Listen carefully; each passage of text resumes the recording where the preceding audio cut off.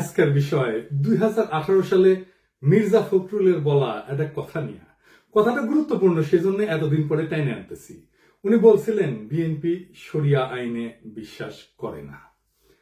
আমি এটা আগে দেখি নাই, দেখে কিছুক্ষণ থমাইরা বসে থাকলাম। আমি এই প্রচারটা করতে চাই নাই, কারণ আমি মুসলমান না।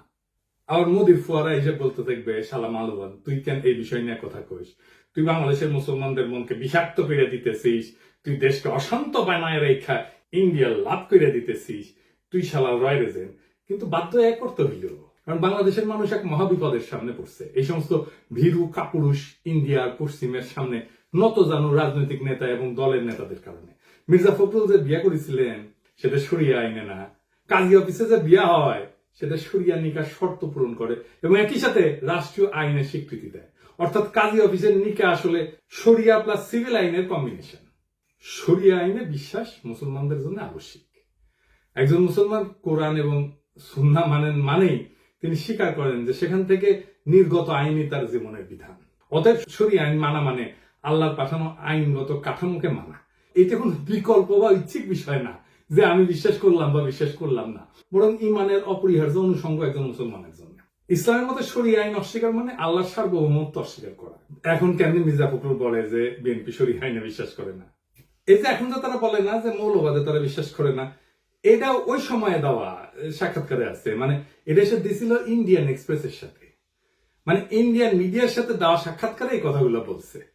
আপনি এই নিউজ দেখান যে কোনো ইসলামী আলেমকে, তিনি কইবেন মির্জা ফখরুল এইভাবে আল্লাহর আইনি কর্তৃত্বকে প্রত্যাখ্যান করছেন, কেন এটা তাওহীদের মৌলনীতির পরিপন্থী। শরিয়া আইন মুসলিম উম্মার আইডেন্টিটি এবং ঐক্যের কেন্দ্র। বাংলাদেশে এলিটদের মধ্যে এমন একটা অবস্থা হয়েছে না যে ইসলামের নাম আসলে ভয় কুকড়ায় যায়, যে মুসলমান হওয়াটা তার জন্য অপরাধ। পশ্চিমা রাষ্ট্র ব্যবস্থায় আইন হইল মানবীয় চুক্তির ফল, মানে সোশ্যাল কন্ট্রাক্ট। তাই সেটা পরিবর্তনশীল, ভগ্ন এবং বিভক্ত। কিন্তু মুসলমানদের একমাত্র নির্ভরযোগ্য আইন কাঠামো হইল শরিয়া আইন, যা কুরআন এবং সুন্নাহর সাথে সামঞ্জস্যপূর্ণ এবং উম্মাকে এক সূত্রে গাঁথে। তার মানে শরিয়া আইনকে অস্বীকার করা বা অবিশ্বাস করা মানে মুসলিম উম্মার ঐক্য, ইতিহাস, ন্যায় বিচার এবং বিশ্বাস কাঠামো সবকিছুতে আঘাত করা।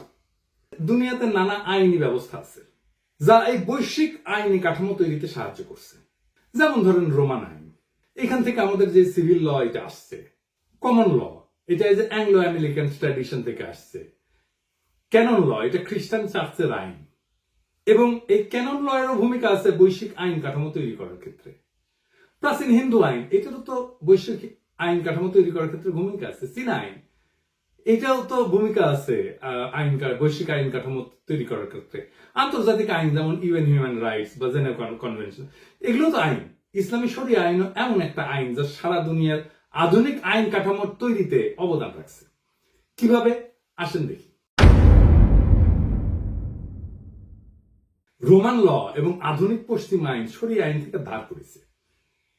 ধার বলবো না, চুরি করেছে। আসলে পরের জিনিস না কইয়া নিলে তো সেটা চুরি বলা হয়। অবশ্য অনেক জায়গায় তারা প্রত্যাখ্যান করছে, আমরা সেই বিষয়ে আসবো, সেগুলো বিস্তারিত আলাপ করব। কি কি গ্রহণ করছে আসেন সেটা দেখি। ইসলাম শরিয়া ওয়াকফ বা ধর্মীয় জনকল্যাণমূলক কাজে ব্যবহার করা হয় যে সম্পদ, ব্রিটিশরা ভারত শাসনের সময় এই ওয়াকফ ব্যবস্থার ধারণা গ্রহণ করে, তা থেকে ট্রাস্ট ল তৈরি করে। ট্রাস্ট ল, আজকে যে ট্রাস্ট ল দেখেন এটা আসলে ওয়াকফ থেকে তৈরি করা। আপনি যে ট্রাস্ট আইন দেখেন এটা শরিয়া আইনের কপি পেস্ট। ব্রিটিশরা ভারত শাসনের সময় এই ওয়াকফ আইন বিশ্লেষণ করে। মূলত এটা স্যার উইলিয়াম জোন্স এবং হেনরি মাইন ওয়াকফের ধারণা থেকে ট্রাস্ট ল গড়ে তোলে। ট্রাস্টি এবং বেনিফিশিয়ারি সম্পর্ক অনেকটা ওয়াকফের কপি পেস্ট। বিশেষ করে চ্যারিটেবল ট্রাস্টের পারপিচুয়াল এন্ডাউমেন্ট ধারণা এটা ওয়াকফ থেকে নেওয়া হয়েছে। পারপিচুয়াল এন্ডাউমেন্ট এটার মানে কি জানেন? জানেন না? আসেন এটা বুঝে দেখি। এটা হচ্ছে স্থায়ী তহবিল, মানে হলো একটা তহবিল বা ফান্ড যেটা কখনো শেষ হবে না। ধরেন আপনি একটা বড় অঙ্কের টাকা কোনো বিশ্ববিদ্যালয়, হাসপাতাল বা কোনো সংগঠনকে, প্রতিষ্ঠানকে দিলেন, কিন্তু শর্ত হইলো যে এই টাকা মূলধন হিসেবে সুরক্ষিত থাকবে, আপনি হাত দিতে পারবেন না, খরচ করা যাবে না। শুধু এই টাকা থেকে যে আয় হবে সেটা দিয়ে বিশ্ববিদ্যালয় হোক, হাসপাতাল হোক, প্রতিষ্ঠান হোক, এটা খরচ চালাবে। এরকম প্রচুর প্রতিষ্ঠান আছে। এইভাবে মূলধন কখনো শেষ হয় না, শুধু আয়ের অংশ ব্যবহার করা হয়। ফলে ওই প্রতিষ্ঠান চিরকাল, এটাকে পারপিচুয়ালি বলা হচ্ছে, চিরকাল এই তহবিল থেকে উপকৃত হইতে পারে। এটা এক ধরনের চিরস্থায়ী সম্পদ যা দিয়ে কোনো প্রতিষ্ঠান প্রজন্মের পর প্রজন্ম ধরে লাভবান হয়। বাংলাদেশের সরকারের সাই তহবিল দিয়ে প্রতিষ্ঠান চলে, কিন্তু যেমন বিআইডিএস। তো মির্জা ফখরুল কি ওই টাকা ফেরত চাইবেন যে এই টাকা তো ফেরত দাও? এটা তো শরিয়া আইনের মতো একটা ব্যবস্থা থেকে আসছে এই ফান্ড। তারপরে ধরেন শরিয়া আইনের কর্জে হাসানা, এটা তো সরাসরি শরিয়া আইন, ইসলামী ফিকা থেকে উদ্ভূত। কোরআনে কর্জে হাসানার কথা আসছে সূরা আল বাকারায়। শুধু তাই না, সূরা আল হাদিদেও আসছে। এর অর্থ হইল আল্লাহকে উত্তম ঋণ দেওয়া, মানে কারো উপকারে সুদ মুক্ত ঋণ দেওয়া, যা পরে ফেরত না হবে, কিন্তু কোনো সুদ বা মুনাফা নেওয়া যাবে না। ইসলামে এটা একটা সাদকা জারিয়া বা অবিরাম সওয়াবের কাজ হিসেবে ধরা হয়। আধুনিক পশ্চিমা আইনে কিন্তু এটা গ্রহণ করছে, যেমন মাইক্রোফিন্যান্স, জিরো ইন্টারেস্ট লোন। এমনকি কিছু খ্রিস্টান চার্চ, ইহুদি কমিউনিটি, নন প্রফিট প্রতিষ্ঠান interest free community loan fund চালায়। আপনি জিরো ইন্টারেস্ট লোন বলতে পারবেন, কিন্তু যে আইডিয়া থেকে এই জিরো ইন্টারেস্ট লোন আসলো, সেই শরিয়া আইনের কথা বললে সেট করে উঠবেন। শরিয়াতে আমানা বা বিশ্বাস ভিত্তিক সম্পদ রক্ষা একটা বড় দায়িত্ব। এটা একটা খুবই মৌলিক কনসেপ্ট শরিয়া আইনের। মানে এই বিশ্বাস, এইটা রক্ষা করাটা এটা দায়িত্ব, কিন্তু এটা অপরাধ না। কিন্তু রক্ষা না করলে, লঙ্ঘন করলে ক্ষতিপূরণ দিতে হয়। এটা ক্রিমিনাল অফেন্স না, ক্ষতিপূরণ দিতে হয়। পশ্চিমে এটা প্রতিফলন আছে ইকুইটি ল বা ল অফ ট্রাস্টে। এই ল অফ ট্রাস্টের ধারণাটা এই বিশ্বাস ভিত্তিক দায়িত্ব থেকে উদ্ভূত। ট্রাস্টিদের উপরে আস্থা রক্ষার আইনি বাধ্যবাধকতা প্রতিষ্ঠিত হয়, এটা আসছে শরিয়া থেকে, এবং এটা ভাঙলে তাকে ক্ষতিপূরণ দিতে হবে। তারপরে ধরেন মিরাস আইন, যেটাকে স্ট্রাকচার ইনহেরিটেন্স বলা হয়, যেটা নিয়ে সেকুলারদের প্রচুর চুলকানি। ইসলামী উত্তরাধিকার আইন ছিল প্রথম ব্যবস্থাগুলোর মধ্যে একটা, যেখানে নারী, শিশু, স্ত্রী, দুঃসম্পর্কে আত্মীয় সবাই নির্দিষ্ট অংশ পেত। রোমান ল কিন্তু ছিল এটা পিতৃতান্ত্রিক, এটা নিয়ন্ত্রণ ছিল পিতৃতান্ত্রিক নিয়ন্ত্রণ ছিল। কিন্তু আধুনিক সিভিল কোড এবং ফ্রান্সে এই শরিয়া আইন থেকেই এই ধারণাটা নিয়ে কোড নেপোলিয়ান বা জার্মানিতে বিজিবি এই আইন তৈরি করা হয়। গণিত ভিত্তিক উত্তরাধিকার অনেকাংশেই এটা ইসলামী শরিয়ার কাছাকাছি।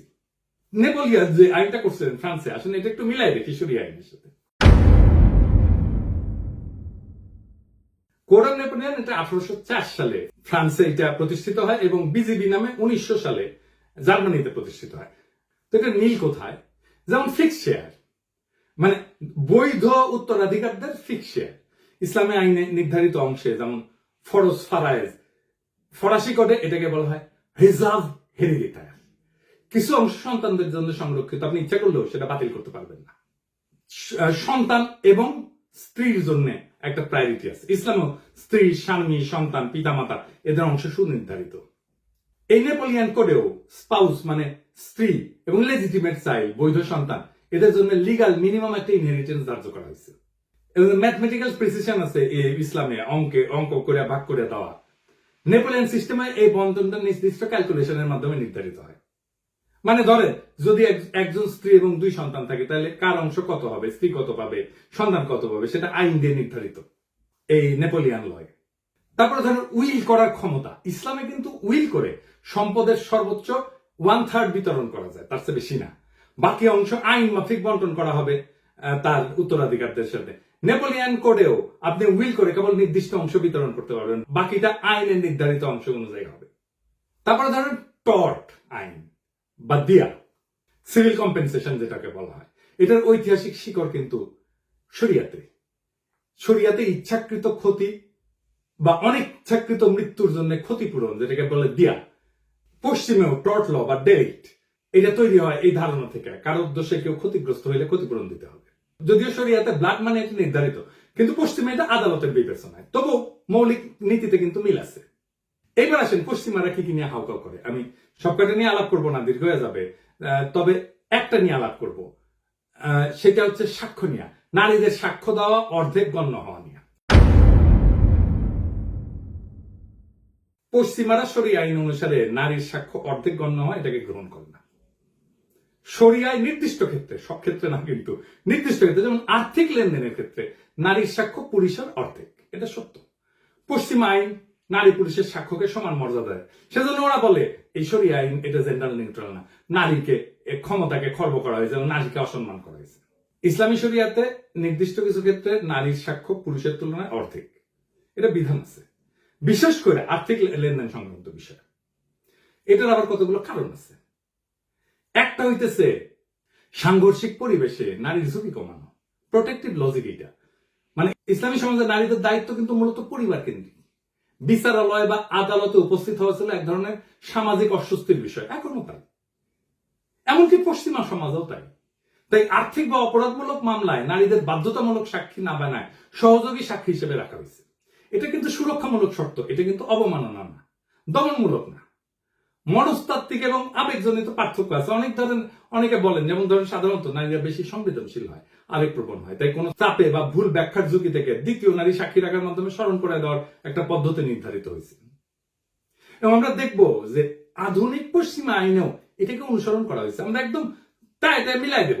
তো এইটা কিন্তু নারীকে অযোগ্য বলা না, বরং মানসিক এবং সামাজিক প্রেক্ষাপট বিবেচনায় ন্যায্যতা নিশ্চিত করার চেষ্টা। আর নারীর সাক্ষ্য তো সব ক্ষেত্রে অর্ধেক না। যেমন ধরেন ধর্ষণ, প্রসব, নারীর শারীরিক অবস্থা ইত্যাদি ক্ষেত্রে নারীর একক সাক্ষ্যই যথেষ্ট। সুদ, চুরি, হত্যা এই সমস্ত অপরাধে সাক্ষ্য হয় গ্রহণযোগ্যভাবে, নিরপেক্ষভাবে। শুধুমাত্র আর্থিক চুক্তি এবং দলিল এই ক্ষেত্রে দ্বৈত নারীর সাক্ষ্য প্রয়োজন হয়। আরো কারণ আছে, যেমন নারীকে সাক্ষ্য দানে বাধ্য না করা, এটা হচ্ছে বার্ডেন রিডাকশন। এটার অর্থ কি? ধরেন ইসলামে সাক্ষ্যদানের দায়িত্বকে এক ধরনের সামাজিক এবং নৈতিক বোঝা হিসেবে দেখে। নারীকে এই দায় থেকে পুরোপুরি অব্যাহতি না দিয়া সহযোগী করে রাখার মাধ্যমে তার উপরে চাপ কমানো হয়েছে। ইসলামে কিন্তু সাক্ষ্য মানে শুধু বলা না, ইসলামের সাক্ষ্য হচ্ছে একটা কসম এবং দায়বদ্ধতা, শাহাদা। ভুল সাক্ষ্য দিলে গুনাহ হয়, শাস্তিযোগ্য এটা। অর্থাৎ নারীর উপরে কম দায় চাপায় তাকে আইনি ভুলের ঝুঁকি থেকেও সুরক্ষা দেওয়া হয়েছে। এটা এক ধরনের রহমতমূলক বিধান। এটাকে লিঙ্গ বৈষম্য বলবেন? নারী সর্বক্ষেত্রে তো অর্ধেক না, ক্ষেত্রে নারী একক সাক্ষী হইতে পারে। এটা নারীর অযোগ্যতা প্রমাণ করে না, নারীর জন্য আলাদা সামাজিক ভূমিকা এবং দায় বিবেচনা কইরা এটা নির্ধারিত করা হয়। এটা আধুনিক মানবাধিকার পরিপন্থীও না, বরং ইসলামে কিন্তু সমতা না, ইসলামে বলা হয় জাস্টিস, ন্যায় বিচার, ইনসাফ। তাই সবাইকে সমান বলা না, উপযুক্ত দায়িত্ব দেওয়াটাই উদ্দেশ্য। আসেন আরেকটু বুঝে দেখি ইসলামের ধারণার আরেকটু গভীর দর্শন নিয়ে আলাপ করি। ইসলামের ন্যায় বিচার মানে সবার সাথে একরকম আচরণ না, বরং যার যা দায়িত্ব তার জন্য সেই অনুযায়ী বিধান। তাই সাক্ষ্য দেওয়ার দায়িত্ব প্রেক্ষাপট ভিত্তিক ভাবে নির্ধারিত।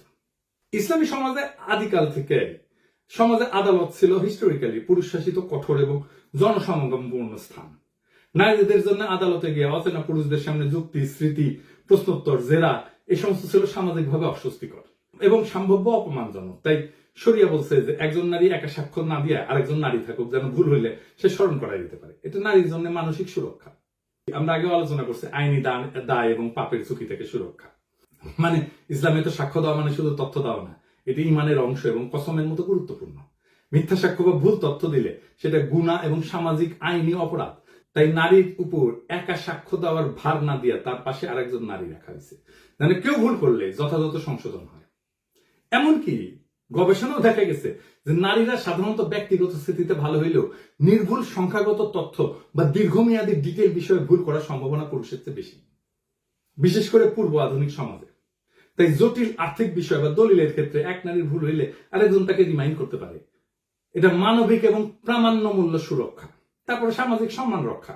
একজন নারীকে আদালতে একা পাঠায় পুরুষদের মাঝে দৃষ্টির কেন্দ্রে দাঁড় করানো, সমাজে তার ইজ্জত, পর্দা, সম্মান ক্ষুণ্ণ হইতে পারত। তাই শরিয়া বলছে যে তিনি একা না যান, পাশে আরেক নারী থাকুক। এটা সামাজিক এবং সাংস্কৃতিক সুরক্ষা নিশ্চিত করবে। আবার দেখেন পুরুষরাও কিন্তু শরিয়া আইন অনুযায়ী একা সাক্ষ্য দিতে পারেন না কিছু কিছু ক্ষেত্রে, যেমন ব্যভিচার। এর জন্য 4 জন দরকার সাক্ষ্য পুরুষের। তো নারীর সাক্ষ্যের মূল্য নাই এই কথাটা তো খোদা শরিয়া বলেনি, বরং ক্ষেত্র বিষয়তে ন্যায়পূর্ণ, ভারসাম্যপূর্ণ করছে। এখানে নারীকে দুর্বল বা অযোগ্য ধরে নেওয়া না, বরং তার সামাজিক অবস্থান, মানসিক চাপ, ধর্মীয় দায় এবং সম্মান সবকিছুকে সম্মান করে তাকে একা না সহযোগী রেখে সাক্ষ্যদানে যুক্ত করা হয়েছে। এই যে ইসলামী শরিয়ার একটা ব্যতিক্রমী দৃষ্টিভঙ্গি নারীর প্রতি, এইটা আধুনিক আইনি কাঠামোর জেন্ডার নিউট্রাল ইকুয়ালিটির ধারণা হচ্ছে কনটেক্সচুয়াল জাস্টিসে এখানে বেশি জরুরি। এমনকি ফেমিনিস্ট আইন বা আমাদের নারীবাদী আইনের কোন ধারণার সাথে শরিয়ার কোন কোন বিধান সমান্তরাল বা সমরূপ। আমরা তো বলছি যে ইসলামী শরিয়া অনুযায়ী আর্থিক চুক্তিতে দলিল সংক্রান্ত সাক্ষ্যে নারীর একক সাক্ষ্য না হয় না, 2 জন নারীকে সাক্ষ্য দেওয়ার বিধান আছে। এই সুরক্ষার ধারণাটা আধুনিক ফেমিনিস্ট লিগাল থিওরির অন্যতম গুরুত্বপূর্ণ ধারণা। সাবস্টেনশিভ ইকুয়ালিটি এইটা সমান্তরাল। সাবস্টেনশিভ ইকুয়ালিটি কি বলে? আইনি সমতা মানে সমানকে একভাবে দেখা না, বরং প্রেক্ষাপট বুঝে ন্যায্য আচরণ। একই কথা তো শরিয়া বলছে। শরিয়াত নারীর সাক্ষ্যকে মূল্যহীন করেনি, বরং প্রেক্ষাপট ভিত্তিক সাক্ষ্য প্রমাণ প্রক্রিয়ায় তাকে একটা নিরাপদ কাঠামোর মধ্যে রাখছে। আধুনিক ফেমিনিস্ট আদালতও আজকে ভালনারেবল উইটনেস অর্থাৎ নারীদের জন্য একই রকম সুরক্ষামূলক কাঠামো আছে। যেমন ধরেন উইটনেস অ্যাডভোকেট সাপোর্ট, নারী সাক্ষীকে ভয় মুক্ত রাখার জন্য একটা বিশেষ প্রক্রিয়া। বাংলাদেশেও এই আইন আছে, সাক্ষী সুরক্ষা আইন। তারপরে ফেমিনিস্টরা বলে ট্রমা সেন্সিটিভ কোশ্চেনিং বা ক্লোজ কোর্টরুম প্রসিডিউরস, শরিয়া বিধানে নারী যেন একা সাক্ষ্য না দেয়, ভুল হলে অপর নারী যেন স্মরণ করে দেয়। এই ব্যবস্থাটা সরাসরি কিন্তু সমান্তরাল। ভিকটিম সাপোর্ট অ্যাডভোকেট থাকে কিন্তু ফেমিনিস্ট এই আইনে, আধুনিক আইনে, এই ব্যবস্থার সাথে। এবং আদালতের পরিবেশ, বিশেষ করে পুরুষ প্রধান বিচার ব্যবস্থা নারীদের জন্য অস্বস্তিকর জন্য রিট্রমাটাইজিং হইতে পারে নারীদের জন্য এখনো পর্যন্ত পশ্চিমা আদালতে, বিশেষ করে যাদের যৌন সহিংসতার অভিজ্ঞতা আছে। সেই জন্যই ফেমিনিস্ট জুরিসপ্রুডেন্স বলে এই সমস্যাটাকে judicial gaze and retraumatization of female witness. তাই পশ্চিমা আদালত আজকে অনেক জায়গায় নারীদের জন্য রিমোট টেস্টিমনি বা ভিডিও বেস ডিপোজিশন এই ব্যবস্থা চালু করছে। ভিডিও বেস সাক্ষ্য, এটা আগেই সাক্ষ্য রেকর্ড করা হয়, এটা চালানো হয়। শরিয়া এই সমস্যাকে অনেক আগে থেকে উপলব্ধি করিয়া নারীদের আদালতে একা সাক্ষ্য দেওয়া থেকে রক্ষা করছে এবং তাকে সহযোগী সাক্ষী বানায় তার মানসিক চাপ হ্রাস করছে। এটাও এক ধরনের পুরানো ট্রমা ইনফর্ম প্রসিডিউর। শরিয়া নিয়ে তো আমরা দেখছি নারীর উপরে কম চাপ দেওয়া হয়েছে, তাকে দলগত সাক্ষ্য প্রদানে একটা সুযোগ দিয়া। এই বিষয়টা মডার্ন ফেমিনিস্টরাও প্রতিফলিত হয় যে burden minimisation for vulnerable groups. তারা বলে মানে সাক্ষ্যদানে যে চাপ তৈরি হয় সেটা লিঙ্গ, পেশা, সামাজিক অবস্থান অনুসারে হালকা করে দেওয়া, এই নীতি শরিয়া বহু শতক আগেই প্রয়োগ করছে। এবং পশ্চিমে দেখেন এই জন্যে এই নারীদের জন্য pre recorded video testimony, legal protection shield, এমনকি ফিমেল ফ্রেন্ডলি জাজমেন্ট চালু করা হয়েছে। আর শরিয়া তো সেই 1400 বছর আগে নারীদের কোর্টরুম ট্রমা থেকে বাঁচাতে বলছে রে ভাই। এই কোর্টরুম ট্রমার কথা তো 1400 বছর আগে বলছে, এইটা এখন অপরাধ হয়ে গেছে। তো এই নীতির মূল কি লক্ষ্য হইলো? এটা নারীর বিরুদ্ধে তো না, তার জন্য সাপোর্টিভ লিগাল স্পেস নিশ্চিত করা। এমনকি আমেরিকাতে অনেক রাজ্যে, বিশেষ করে এই যে ডোমেস্টিক যে ভায়োলেন্স, এই মামলায় নারীরা আদালতে না গিয়ে ভিডিওর মাধ্যমে সাক্ষ্য দিতে পারে এবং তাদের জন্য ভিকটিম লেয়াজ অফিসার থাকে যে তার পাশে দাঁড়ায় থাকে সবসময়। আধুনিক ফেমিনিস্ট আদালত এখন নারীর কথা বিশ্বাসযোগ্য করার জন্য তাকে অতিরিক্ত সাহায্য দিচ্ছে, অথচ ইসলাম এই প্রয়োজনটাকে অনেক আগে চিনতে পারছিল, তবে ধর্মীয় ভাষায় এবং নৈতিক কাঠামোতে বলছে। তাই ইসলামের শরিয়ায় নারীর স্বাক্ষর বিধান এটা জেন্ডার বিভাজন নাকি আধুনিক ফেমিনিস্ট লিগাল রিফর্মে যে সমস্ত gender sensitive trauma award equity based আইনি কাঠামো ব্যবস্থা তৈরি করছে সেটার মতোই। সেটা অনেক আগে সেই রাস্তায় আসছে, কেবল তার ভাষা এবং দৃষ্টিভঙ্গি ছিল ধর্মীয়। এইটাই শরিয়ার প্রেক্ষাপট ভিত্তিক ন্যায়ের শক্তি। আর উল্টা বুঝলি রাম, যার জন্য অ্যাপ্রিসিয়েশন পাওয়া দরকার ছিল সেটা দিয়া আপনারে ইন্ডিয়া বাড়ি যাবে। আর আপনি মুখ বুঝে শোনেন, মির্জা ফখরুল যদি শরিয়া নিয়ে ডিটেলস গুলো জানতেন তাহলে তো বেকুবের মতো উত্তর দিতেন না। উনি কি বলতে পারতেন না নন মুসলিম দেশগুলোর তালিকা যেখানে শরিয়া আইন আংশিকভাবে চালু আছে, যেমন ইথিওপিয়া, এটা তো খ্রিস্টান সংখ্যাগরিষ্ঠ দেশ, মুসলিমদের জন্য পারিবারিক আইন এবং উত্তরাধিকার শরিয়া আইন মোতাবেক চলে। এমনকি ইসরায়েলে, এটা তো ইহুদি সংখ্যাগরিষ্ঠ, মুসলিম নাগরিকের পারিবারিক এবং ব্যক্তিগত আইনে শরিয়া আদালত চলে ইসরায়েলে, এটা সরকার অনুমোদিত। এমনকি ভারতে এটা মুসলিম পার্সোনাল ল আছে না, বিয়া, তালাক, মোহর, মিরাজ, এই সমস্ত এটা আইনে স্বীকৃত। সিঙ্গাপুরে, এই যে সিঙ্গাপুরে, এটা তো বৌদ্ধ খ্রিস্টান সংখ্যাগরিষ্ঠ, এখানে শরিয়া কোর্ট আছে মুসলিমদের পারিবারিক বিষয় বিচার করার জন্য। কেনিয়া, এটা খ্রিস্টান সংখ্যাগরিষ্ঠ দেশ, এখানে খাদি কোর্স আছে, মুসলিম পারিবারিক উত্তরাধিকার আইন নিয়ে রায় দেয়। ফিলিপাইনে ক্যাথলিক সংখ্যাগরিষ্ঠ দেশ, এটা মুসলিম স্বশাসিত অঞ্চলে শরিয়া আদালত কার্যকর আছে। এমনকি ইউকেতে, যুক্তরাজ্যে, এটা তো খ্রিস্টান সংখ্যাগরিষ্ঠ দেশ, এখানে শরিয়া কাউন্সিল আছে, ইসলামিক ট্রাইব্যুনাল আছে, এটা ঐচ্ছিক পারিবারিক সালিশ হিসেবে এটা ইউজ করতে পারে, ব্যবহার করতে পারে। অস্ট্রেলিয়া, এটা তো খ্রিস্টান সংখ্যাগরিষ্ঠ দেশ, এটা মুসলিম কমিউনিটির মধ্যে শরিয়া ভিত্তিক মধ্যস্থতা, এটা নন বাইন্ডিং, এটা চালু আছে।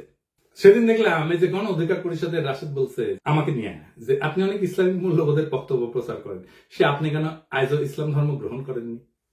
আমি বলি কি রাশেদ, হুদাই আমার পিছনে লাগতে এসো না, নিজের মূর্খতা প্রকাশ করিল না। দুনিয়াতে অমুসলিম ইসলামিক স্কলার নাই, তারা ইসলাম নিয়ে কথা বলে না, লেখালেখি করে না, গবেষণা করে না। এই যে ইগনাস গোলসিয়ার নাম শুনিস জীবনে? শোনো নাই, উনি হাঙ্গেরির লোক ছিলেন, আধুনিক ইসলামিক স্টাডিজের অন্যতম প্রতিষ্ঠাতা। হাদিস নিয়ে যত মৌলিক গভীর গবেষণা হয়েছে এই ভদ্রলোক করেছে। জোসেফ শাক্টের নাম শুনিস কোনদিন? ইসলাম শিক্ষা এবং শরিয়া আইন বিষয়ে গুরুত্বপূর্ণ গ্রাউন্ড ব্রেকিং গবেষণা করছে। আধুনিক যুগে মন্টেগমেরি ওয়াট নাম শুনিস? নবী করিম পিস বি আপন হিম ওনার জীবন এবং ইসলামের প্রারম্ভিক ইতিহাস নিয়ে যে বিখ্যাত কাজটা সেটা ওনার করা। মুসলমান না হলে ইসলাম নিয়ে কথা বলা যাবে না, কোন নিষেধ আছে নাকি ইসলামে? তো তুমি তো মুসলমান, মির্জা ফখরুল মুসলমান, অন্তত নামে মুসলমান, তো পারো না কেন এমন একটা ব্যাখ্যা দিতে এতদিনেও সরিয়া নিয়া? পারো না জন্যই তো আমারে কইতে হয়, শুধু পারো না তা না, ওরা যা চায় ইন্ডিয়া যা চায় সেটা কই আসো। রাজনৈতিক দল করছো, দূতাবাসের তো দাওয়াত টাওয়াত দাও, তো সবাই ডাকো একদিন দেখি হোটেলে, গণ অধিকার পরিষদের তরফ থেকে, খরচ আমি দিব, বলো আমরা সরিয়া নিয়ে গণ অধিকার পরিষদের অবস্থান ব্যাখ্যা করব, তারপরে সেটা ভিডিও করো, তুমি নিজে করো, দেখি কেমন পারো। আমি কেন মুসলমান হই না তার আগে দেখাও তুমি কোন মাপের মুসলমান হইতে পারছো। এটা একটা মুসলমান প্রধান দেশের রাজনৈতিক দলের নেতা হিসেবে তুমি কতটা যোগ্য সেটা প্রমাণ দাও আগে। তোমার মুসলমানদের ধর্মীয় আত্মপরিচয় রক্ষার, সাংস্কৃতিক পরিচয় রক্ষার পর্যাপ্ত ইসলামিক জ্ঞান আছে কিনা তার পরীক্ষা দাও আগে দেখি। আমি তো চুপ হয়ে চাইতেই পারি যে কোনো সময়, কিন্তু দেখি তোমার হ্যাডম কেমন, তোমাদের হ্যাডম কেমন, দেখতেছি তো হ্যাডম। বাংলাদেশে 82% মানুষ ছড়িয়ে আইন চায়, জানো এটা? এটা 2015 সালের কথা। কেন চায়? তারা মুসলমান তাই চায় না, তারা এই জন্য চায় যে সমাজে ইনসাফ লাগে, তাছাড়া রাষ্ট্র চলে না, রাষ্ট্র টিকে না। তোমরা তো তোমাদের বালসালের আদালত, আইন, রাষ্ট্র এটা প্রতিষ্ঠা করতে পারো নাই, ইনসাফ প্রতিষ্ঠা করতে পারো নাই সমাজে, তাই মানুষ খোদার দরবারে ফরিয়াদ জানায়। একজন মুসলমান যখন বলে আমি শরিয়া আইনে বিশ্বাস করি না, সে তো আসলে শুধু একটা আইন, একটা ঐতিহ্য, একটা বিশ্বাস, একটা সভ্যতা এবং একটা আত্মপরিচয়কে অস্বীকার করে। এই অস্বীকার শুধু ব্যক্তিগত মত না, বরং তা মুসলিম উম্মার অন্তর্নিহিত ঐক্যের ভিত কাঁপায় দেয়। মির্জা ফখরুল হয়তো ইন্ডিয়ার সাথে কৌশল করতে চাইছে, হয়তো তিনি ভাবছেন ভারত বা পশ্চিমের মনোভাব তুষ্ট করলে রাজনীতির সুবিধা পাওয়া যাবে, কিন্তু তিনি ভুলে গেছেন নিজের ভিত্তি কাটলে কৌশল কিছু করতে পারে না, থাকে শুধু পতনের গর্ত। আজকে বাংলাদেশের কেউ শরিয়ার নাম নিলে তাকে মৌলবাদী বলা হয়, পশ্চাৎপদ বলা হয়, কিংবা লিবারেল দুনিয়ার শত্রু বলা হয়। অথচ আন্তর্জাতিক আদালত থেকে শুরু করে আধুনিক ফেমিনিস্ট আইনের ভিত পর্যন্ত বহু প্রভাব আজ ইসলামী শরিয়ার চিন্তা থেকে আসছে। কাজেই প্রশ্ন একটাই, আপনি শরিয়ার শত্রু নাকি অজ্ঞ? আপনি আত্মপরিচয়ের পক্ষে নাকি রাজনৈতিক গোলামীর খাঁচায় বন্দী? আপনি কাদের প্রতিনিধি, আপনার ধর্মীয় সংস্কৃতির নাকি আপনার প্রতিপক্ষের? শরিয়া মানে কেবল শাস্তি না কিন্তু, বরং তা একটা অন্তর্নিহিত ন্যায়ের ভাষা। আর এই ভাষা অস্বীকার করা মানে কেবল ধর্ম না, নিজেকে, নিজের সংস্কৃতিকে, সেটাকে অস্বীকার করা। যার ধর্ম তুমি ধারণ করো তার বিধানকে অপমান কইরা তুমি কাকে সন্তুষ্ট করবা, আর কাদের কাছে নিজেকে বিকায় দিতেছো? এই প্রশ্ন ফুরাবে না যতদিন পর্যন্ত একজন নেতা দাঁড়ায় বলবে আমরা শরিয়াতে বিশ্বাস করি না। বাংলাদেশকে তার সংস্কৃতি, তার ধর্মের উপরেই দাঁড়াইতে হবে, সেটাই বাংলাদেশের নিয়তি, এবং সেইটাই বাংলাদেশের স্বাধীনতা, সার্বভৌমত্ব, আঞ্চলিক অখণ্ডতা এবং মানব সত্তার মর্যাদা রক্ষা করবে। ইনকিলাব জিন্দাবাদ।